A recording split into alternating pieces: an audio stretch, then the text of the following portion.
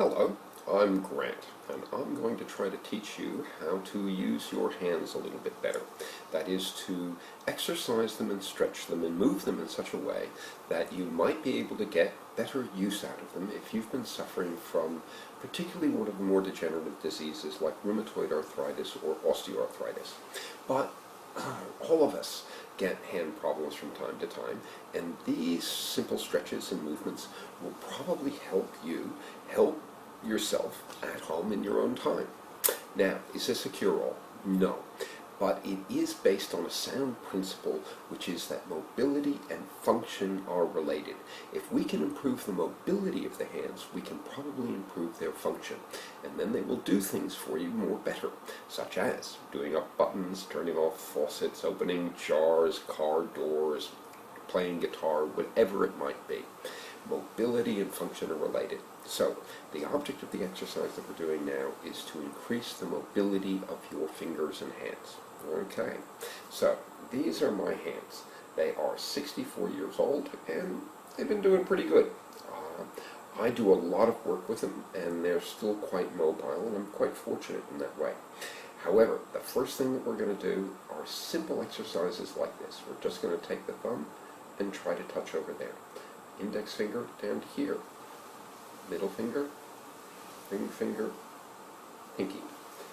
And then in that lovely movement, okay? Open it wide, and that lovely movement. And of course we have two hands, so we do it for that one too. Everything is to be done with both hands. Now, the next movement is really quite simple. And what we're going to do is we're going to take the hand, and I'm going to turn it sideways so you can see this better. And we're going to try to move each finger to its maximum. So we're going to start with the knuckle on there, and we're going to take this and we're going to push that down. We're going to push it down, relax, try to go a little bit further. Then the next joint along. So push it in a little bit more, and then the final joint, push it in a little bit more, come back. Now we do the next with the next. This is the ring finger. So we're going to push it down, push it in like that. Try to get it to go as far as it possibly can. Now, not everybody has the sort of movement that I'm demonstrating right now, but it doesn't really matter. What it is that we go as far as we can, and then we try to go a little bit further. As far as we can, rest it just a little bit further. As far as we can, rest it a little bit further. And by doing that, we slowly increase the amount of mobility of the hand. Now, the thumb is unusual because its knuckle joint's way down there. So we push from there, it won't go very far, and then to the next joint, goes a great deal further, and then the final joint, oops, like that, a little bit further. Now it's very important that we have these sorts of movements with our index and thumb finger because they're going to do a lot with what we're doing next. One of the next simplest things that we can do is primarily for these knuckles, okay? And we are going to just move the hand in a little circle. Just move, the finger in a little circle, and then the next one in a little circle. And we go left, and then right, forward, backward.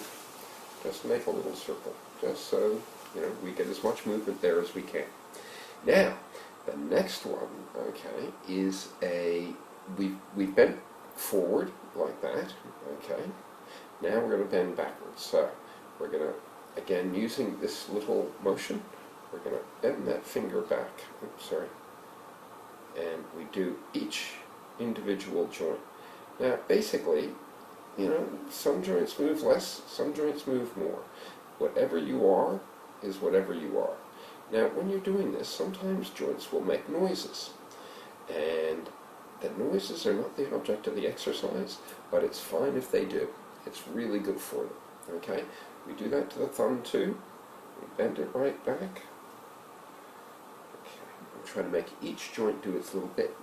Now, the next bit is that we are going to give the fingers a traction. That is, that we are going to pull each joint just straight out. You can see that. Now the next one, and then the last one. So, the first one, the middle one, and the last one. And again, this might make noise, but that's not the object of the exercise. The object of the exercise is just that they move. Each individual one moves as much as it can. Good. Okay? Now, one of the best things that we can do with our hands, okay, is to just, push them back and forth, and then you can roll the hand with the other hand. Okay? You see what I'm doing? Pushing that away, then the next, then the next, then the next, and we sort of do that as a great old motion. And it works really well.